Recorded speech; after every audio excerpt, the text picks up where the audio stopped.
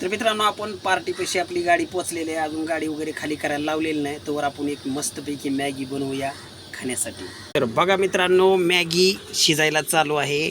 Driver भावांनो, खाऊन घ्या मॅगी फटाफट, नाश्ता सकाळचा. बघा मस्तपैकी इकडं पार्टीवाल्याच्या दारात गाडी आहे बघा तुम्ही, मस्तपैकी.